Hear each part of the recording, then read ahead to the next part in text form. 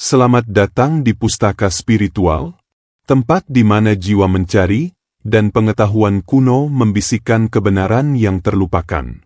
Dalam video ini, kita akan menyusuri lorong waktu dan menyingkap rahasia spiritualitas kuno yang disembunyikan dari umat manusia.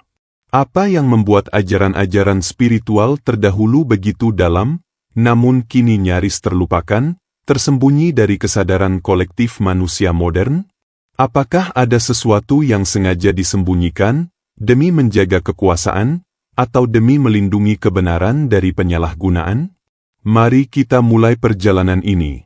Sejak zaman prasejarah, manusia selalu memandang langit, gunung, bintang, dan suara alam sebagai petunjuk dari kekuatan yang lebih tinggi.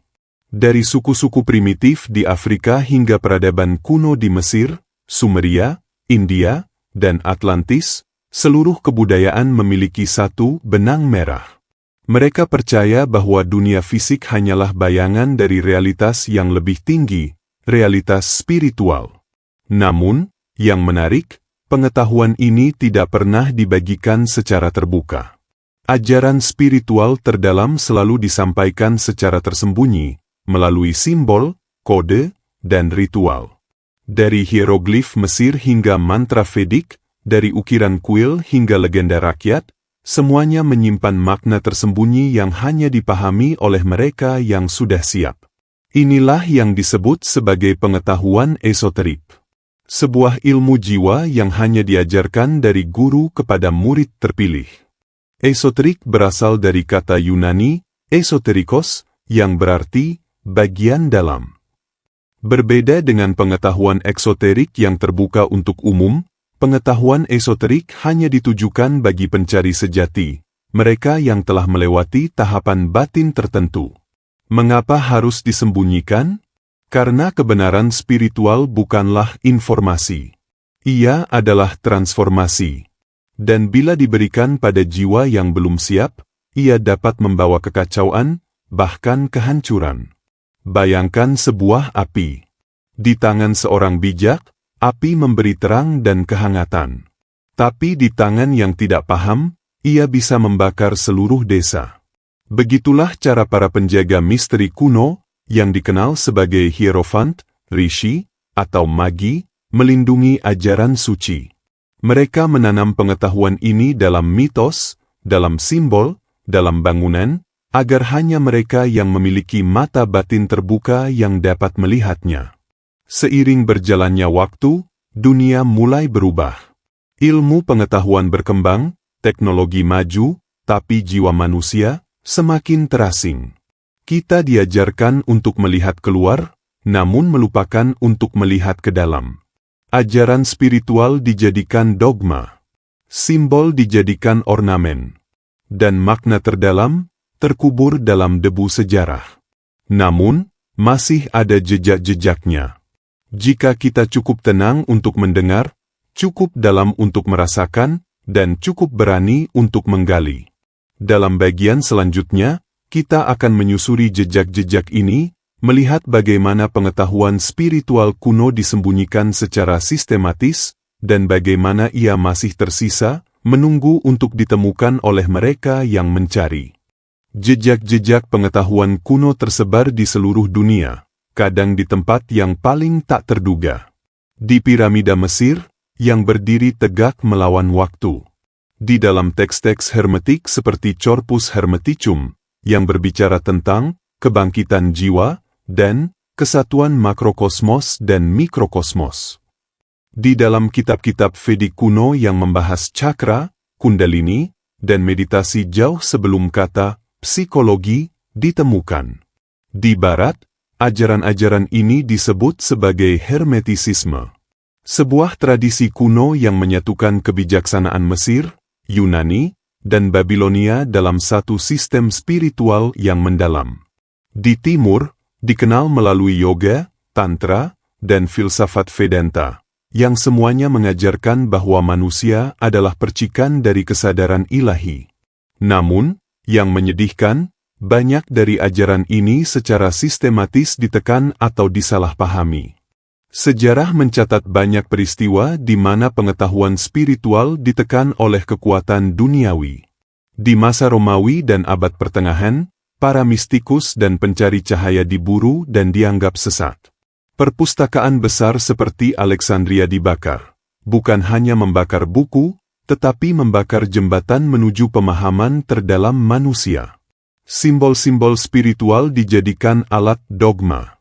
Ajaran tentang kesatuan ilahi diubah menjadi sistem yang memisahkan manusia dari sang sumber. Kenapa?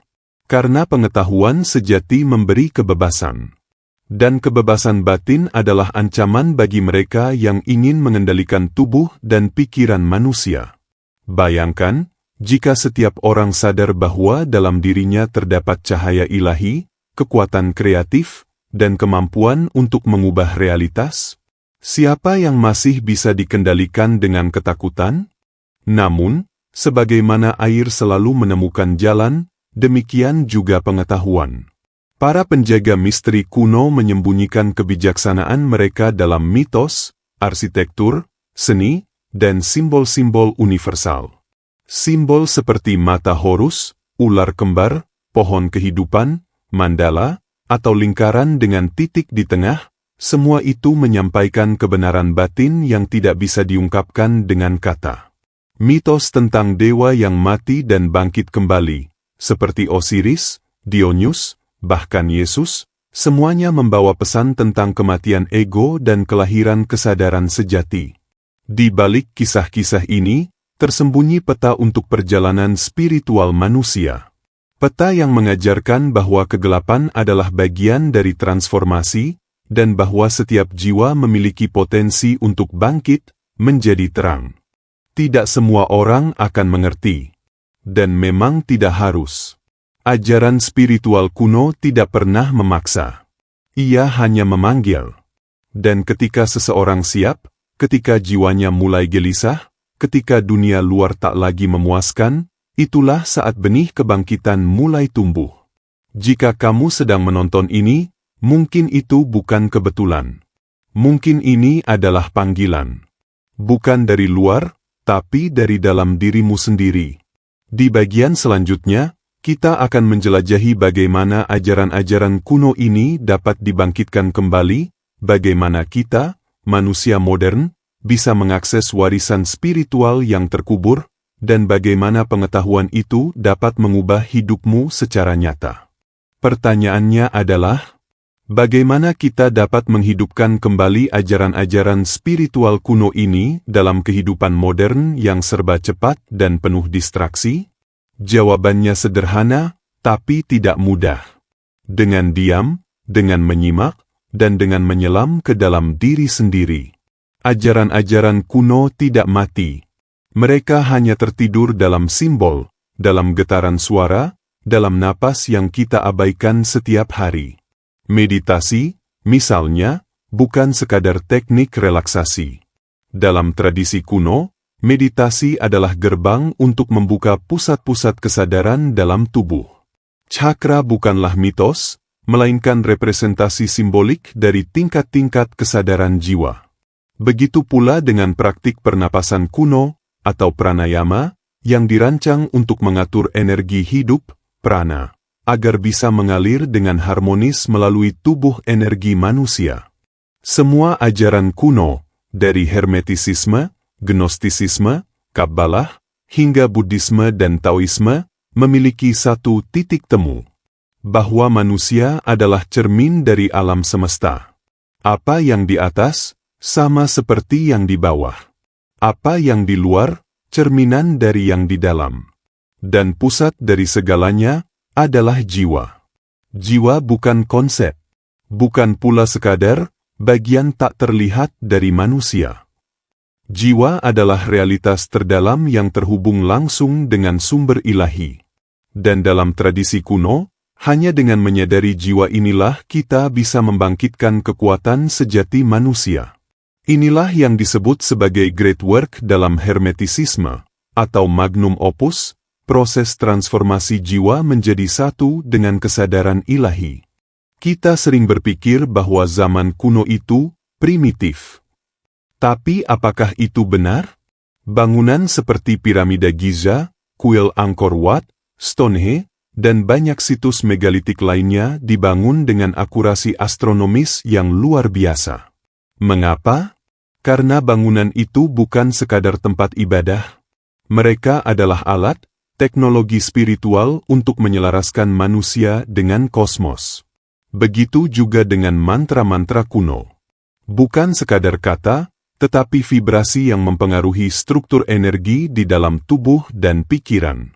Inilah sebabnya mengapa dalam banyak tradisi, suara dianggap sebagai kekuatan pencipta. Dan firman itu menjadi daging. Nada Aum adalah asal semesta.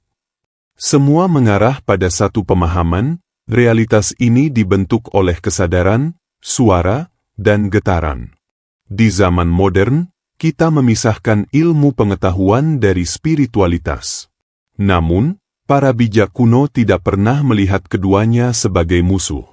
Mereka tahu bahwa apa yang disebut materi dan jiwa hanyalah dua sisi dari koin yang sama. Contohnya, dalam alkimia, yang sering disalahpahami sebagai usaha mengubah logam menjadi emas, sebenarnya merupakan metafora untuk transformasi batin. Mengubah jiwa yang kasar menjadi emas spiritual, kesadaran yang murni. Ilmu kuno tidak bertentangan dengan sains. Ia justru melampauinya. Bukan karena tidak ilmiah, tetapi karena menjangkau dimensi yang belum bisa diukur dengan alat, yakni batin manusia. Hari ini, semakin banyak orang terbangun. Mereka merasa dunia ini penuh kebisingan tapi kosong makna. Mereka mulai bertanya, siapa aku sebenarnya? Apa tujuan hidupku? Inilah awal dari kebangkitan. Bukan kebangkitan yang dramatis, tapi seperti fajar, perlahan, namun pasti. Dan ketika semakin banyak jiwa yang terbangun, maka pengetahuan kuno tak lagi tersembunyi. Ia akan muncul kembali, bukan dalam bentuk dogma baru, tapi dalam kesadaran manusia yang tercerahkan. Di bagian terakhir nanti, kita akan mengungkap mengapa ajaran-ajaran ini bisa mengubah hidupmu secara nyata, bagaimana cara menerapkannya hari ini, dan apa makna terdalam dari perjalanan spiritual sejati. Tetap bersama kami di Pustaka Spiritual. Karena perjalanan ini belum berakhir. Mungkin kamu bertanya, bagaimana ajaran kuno ini bisa diterapkan dalam kehidupan modern, di tengah pekerjaan, keluarga, dan hiruk-pikuk dunia yang tak pernah diam? Jawabannya bukan pada pelarian, melainkan pada kesadaran dalam menjalani.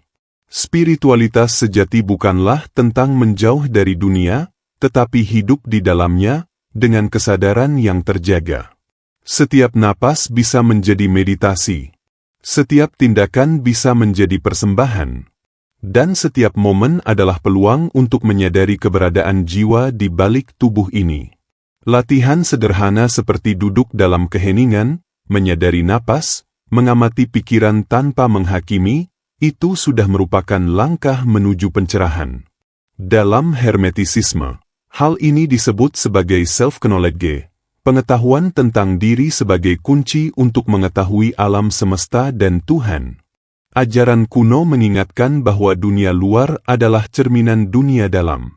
Jika dunia dipenuhi dengan kekacauan, kekerasan, dan kebencian, maka penyembuhannya dimulai dari dalam diri kita masing-masing. Dengan menyucikan batin, menata pikiran, dan membuka hati, kita tidak hanya menyembuhkan diri sendiri, tapi juga memancarkan vibrasi yang mengubah lingkungan sekitar. Itulah sebabnya para guru besar seperti Buddha, Lao Tzu, dan Yesus tidak datang membawa senjata atau kekuasaan. Mereka datang membawa kesadaran.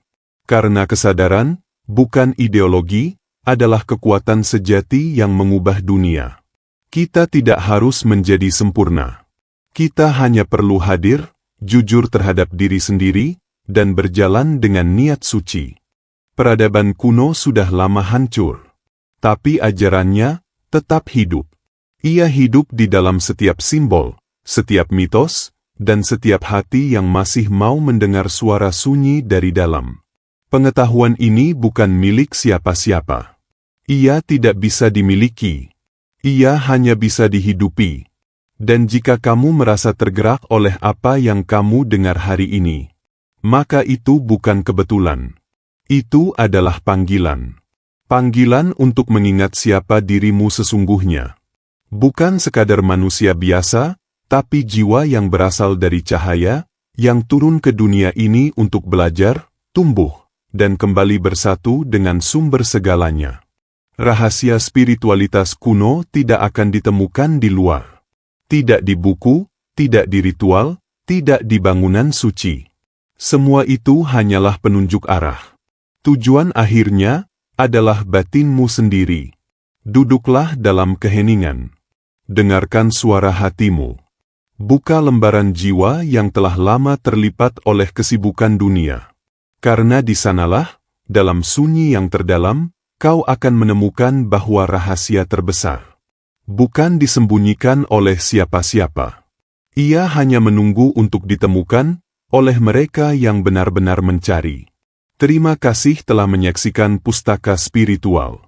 Semoga video ini menggugah batinmu, membangkitkan ingatan jiwamu, dan menyalakan kembali nyala cahaya di dalam dirimu. Jika kamu merasa terinspirasi, bantu sebarkan pesan ini dengan menyukai, berkomentar, dan membagikannya kepada sesama pencari. Dan tentu saja, jangan lupa untuk subscribe. Karena perjalanan kita masih panjang, dan kebenaran masih banyak menunggu untuk ditemukan. Sampai jumpa di video berikutnya. Damai dan cahaya untukmu.